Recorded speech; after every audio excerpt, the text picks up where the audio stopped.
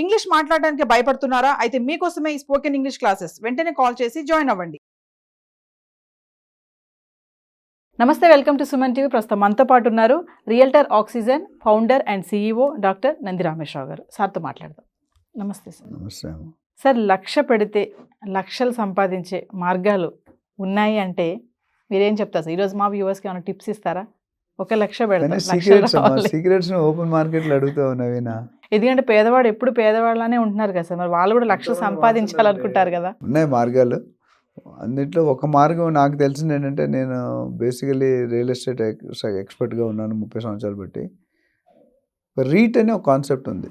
రీట్, real estate investment trust.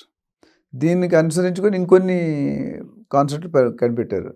ఇక్కడ ఏంటంటే, మీరు అడిగిన క్వశ్చన్కి, పేదవాడు ప్రాపర్టీ ఓనర్ కాగలడా? నా దగ్గర 10 కోట్లు 5 కోట్లు 100 లక్షలు 50 లక్షలు లేవు. మీ దగ్గర 1 లక్ష 2 లక్షలు ఉంది. నేను ఆ డౌట్ మీ క్వశ్చన్ ఏమో, మీరు పెట్టుకోవడానికి అడుగుతున్నారేమో. సో 1 లక్ష కూడా పెట్టుకోవచ్చు, 2 లక్షలు కూడా పెట్టుకోవచ్చు అండి. రియల్ ఎస్టేట్లో లేటెస్ట్ కాన్సెప్ట్ అంటే, ఈ పెద్ద పెద్ద ప్రాపర్టీలు ఉంటాయి, 2 లక్షలు 10 లక్షల స్క్వేర్ ఫీట్ బిల్డింగ్ ఉంటాయి, కమర్షియల్ బిల్డింగ్. ఎక్కువ రెసిడెన్షియల్ తక్కువ కమర్షియల్ అండ్ రీటైల్. ఇక్కడ ఏమవుతుందంటే, ఒక 10 లక్షల స్క్వేర్ ఫీట్ బిల్డింగ్ కట్టాలంటే కనీసం 5 నుండి 10 సంవత్సరాలు పడుతుంది.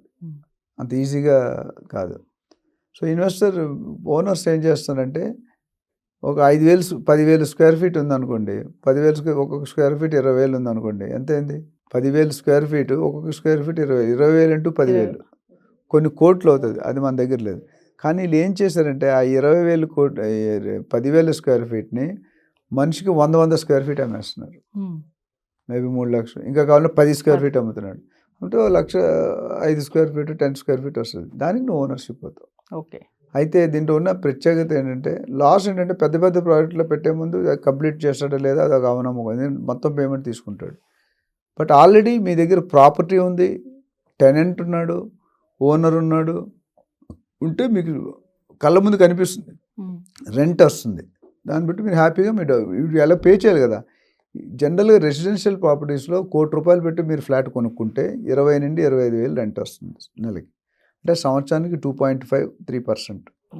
ఈ పర్టికులర్ స్కీమ్లో కనుక పెట్టుకుంటే కనుక మీకు ఆల్మోస్ట్ 8 to 9% వస్తుంది. అంటే 3 రెట్లు 2.5 into 3 చేస్తే 8.5 అవుతుంది. 7.5 to 8.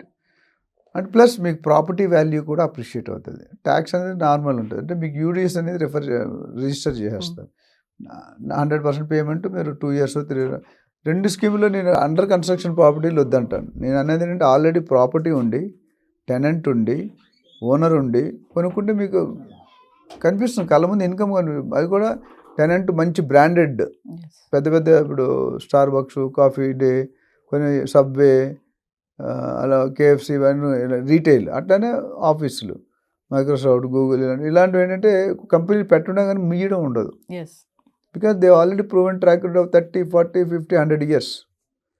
టాటా అవుట్ ఎక్కడ పెట్టి తీయడు జనరల్గా. చూడండి, ఇంకా వేరే వస్తాయి కానీ తీయడు. ఫ్రాంచైజీలు పెరుగుతున్నాయి. ఇప్పుడు వెస్ట్ సైడ్ బ్రాంచెస్ చాలా వచ్చినాయి. అట్లా ప్రతిదాని కూడా మీరు ప్రతి కుక్కటపల్లి, గచ్చిబౌలి, కుషాయిగూడ, తెలుసు అన్నింటిలో కూడా అన్ని RS బ్రదర్స్ అండి, ఇవన్నీ బ్యాండ్ సెట్ అయిపోయాయి. అంటే వాళ్ళకి లాస్ వచ్చే సూచనలే కనిపించవు. కాబట్టి అక్కడ అలాంటి వాటిలో ఇన్వెస్ట్ చేసుకుంటే జనరల్గా లాక్ ఇన్ పీరియడ్ అంటారు. రెంటల్ అగ్రిమెంట్లో ఒక concept lock in period. Lock in అంటే 2 పక్కలు ఇట్లా లాక్ చేస్తారు, బయ్యర్కి, సెల్లర్కి, లేదా టెనెంట్కి, ల్యాండ్లార్డ్కి. సో అప్పుడు ఏమవుతుంది, నేను 10 సంవత్సరాలు లీజ్ తీసుకున్నా, 5 yearsకి లాక్ ఇన్ ఇస్తా.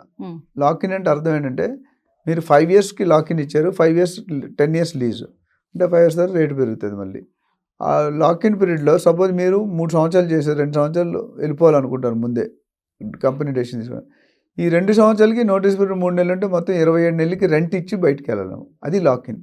అదేవిధంగా ఓనర్కి ఏదో అర్జెంట్ వచ్చి నేను ఖాళీ చేయను, ఓనర్ పే చేయాలి టెనెంట్కి, అది లాక్ ఇన్ పీరియడ్. సో ఇప్పుడు అలాంటి ప్రాపర్టీస్ ఉంటే కొన్ని, ఇప్పుడు హోటల్స్ కానీ, బ్యాంక్స్ కానీ మినిమం 20-30 సంవత్సరాలు లాక్ ఇన్ ఇచ్చేస్తారు. ఎందుకంటే బ్యాంక్ కూడా ఎక్కువ మారి ఒక్కసారి పెట్టారంటే మళ్ళీ మీరు పుట్టిన దగ్గర చచ్చిపోయినందుకు అదే బ్యాంక్ అదే ప్రిమిస్ ఉంటుంది 99%. అంటే పెద్దది ఏదైనా ప్రాబ్లం అవుతుంది. సో ఆ 30 సంవత్సరాల ఇన్కమ్ అష్యూర్డ్ కదా, ఆ రెంట్ ఇచ్చిన కొద్ది రెంట్ ఇస్తాడు మీకు. These people will operate 2-3-4%. So అలాంటి వాటిలో పెట్టుకుంటే మీరు 1 లక్ష పెట్టుకుంటే 8%, అంటే నెలకి 8,000. సంవత్సరానికి 1,00,000 10 లక్షల్లో ప్రాపర్టీ ఫ్రీ అయిపోతుంది. అందుకని 1,00,000 పెట్టి లక్షలు సంపాదించే అంతే అవుతుంది కదా. మీకు 8% వస్తుంది 8,000. సో ఆ విధంగా చూసుకుంటే ఇన్వెస్టర్స్ పెట్టుబడి అంటే సేఫ్గా ఉంటుంది.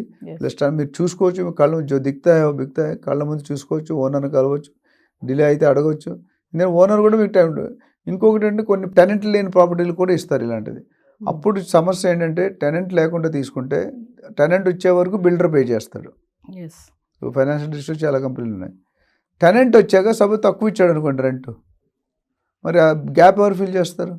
నాకు అంతకుముందు స్క్వేర్ ఫీట్కి 100 రూపాయలు వచ్చేది, ఇప్పుడు 70 రూపాయలు వస్తాయి. ఆ 30 రూపాయలు ఎవరు ఇస్తాడు? బిల్డర్ ఇస్తాడు. ఎవరైతే ఓనర్ ఉన్నాడో ఆయన చేస్తాడు. సపోజ్ మీకు 100-120 రూపాయలు వచ్చింది రెంట్, ఆ ఎక్స్ట్రా అమౌంట్ మీకే ఇస్తాడు ఈ బిల్డర్. అంటే మా ఇంటికి వస్తే ఏం తెస్తావు, మీ ఇంటికి వస్తే ఏం పెడతాను సాగుతుంది. అట్లనే ముళ్ళు వచ్చి అరిటాకు మీద పడినా అరిటాకు వచ్చి ముళ్ళు మీద పడినా అరిటాకు వెళ్ళారు. ఇక్కడ ఏమైందంటే రెంట్ తగ్గినా పెరిగినా మీకు సంబంధం లేదు, మీకు మినిమం గ్యారంటీ ఇస్తాడు. మినిమం గ్యారంటీ నువ్వు ఇంత పడితే ఇంత వస్తుంది. 8% అష్యూర్డ్, 9% వస్తుంది నీ అదృష్టం. ఒకవేళ 7% అయినా వస్తే ఆ 1% గ్యాప్ వీళ్ళు వేసిస్తారు. అది రైటింగ్లో ఉంటుంది. అగ్రిమెంట్ జాగ్రత్తగా చెక్ చేసుకోవాలి. ఎలా పడితే అంటే కొంతమంది ప్రాంప్ట్ బిల్డర్స్ ఉంటారు, కొంతమంది ఫేక్, కొంతమంది ఎగ్గొట్టేవాళ్ళు. ఇవన్నీ లాస్ట్ 10 నెలల్లో 10 కంపెనీలు మూసేశారు ప్రీ లాంచ్ అని. నిన్న కూడా కంపెనీ ఏదో కృతిగా ఇన్ఫ్రా డెవలపర్స్ ఏదో 70 కోట్లు ఎత్తేసాడంట. సో ఇవన్నీ జరుగుతాయి. అందుకని మీరు ప్రాపర్టీ ఇలాంటివి తీసుకోవాలనుకుంటే నన్ను సంప్రదించండి. సేఫ్గా ఎలా ఉండాలి, మీ పెట్టుబడి ఎంత లీగల్గా కరెక్ట్ ఉందా, బిల్డర్ రెప్యుటేషన్ కరెక్ట్ ఉందా, పర్మిషన్ కరెక్ట్ ఉన్నాయా, ఈసీ ఉందా, లీగల్ ఒపీనియన్ ఉందా, ఇవన్నీ కూడా మనం చెక్ చేసి, నాకంటూ ఏ ప్రాజెక్ట్స్ లేవు, నేను సజెస్ట్ చేసే projects DTCP RERA, HMDA RERA లేదా జిహెచ్ఎంసీ రేరా ఉన్న మాత్రం మనం చేస్తాం. మార్కెట్లో బ్రాండ్ పేరున్న బిల్డర్స్తో, పేరున్న ఓనర్స్తో వర్క్ చేస్తాం. బీయింగ్ 30 years ఇన్ ఇండస్ట్రీ, 20,000 ప్రాపర్టీలు ట్రాన్సాక్షన్ క్లోజ్ చేశాను, 20,000 మంది లీడర్స్ని క్రియేట్ చేశాను, 1,00,000 మంది క్రియేట్ చేయాలన్న నినాదంతో ముందుకెళ్తున్నాం. సో డెఫినెట్గా మీ అందరి సపోర్ట్ బాగా ఇస్తున్నారు. ఈ సపోర్ట్ ఇస్తుంటే డెఫినెట్గా మా గోల్. ఇది ప్యాషన్ కేవలం డబ్బుల కోసం అది చేయకూడదు. మీరు ఒక పైసా ఎవరైనా నాకు తెలుసు, మీకు తెలుసు. కాకపోతే అవే ప్యాషన్ని ప్రొఫెషన్గా పెట్టి మన ప్యాషన్ మనం ఇబ్బంది పడినట్టు వేరే వాళ్ళు ఇబ్బంది పడకూడదు, అవేర్నెస్ క్రియేట్ చేయాలి అనే దీంతో ఈ రియల్ ట్రాక్స్ అనే కంపెనీ పెట్టింది. ఇన్వెస్ట్మెంట్ అడ్వైజర్ సపరేట్ సెల్ ఉంది. మెయిన్గా ఇన్వెస్ట్మెంట్ అడ్వైజర్లో మీరు ₹1,00,00,000 పెట్టాలంటే ఎక్కడ పెట్టాలి, ఎప్పుడు పెట్టాలి, ఏ సెగ్మెంట్ పెట్టాలి, ఏ ఏరియాలో పెట్టాలి, ఏ హైవేలో పెట్టాలి మీకు తెలియదు. వాళ్ళకి మేము సరిగ్గా చేసి safety, security, builder reputation, amenities and important appreciation 5 years double అవుతుందా 10 years అని చెప్తాం.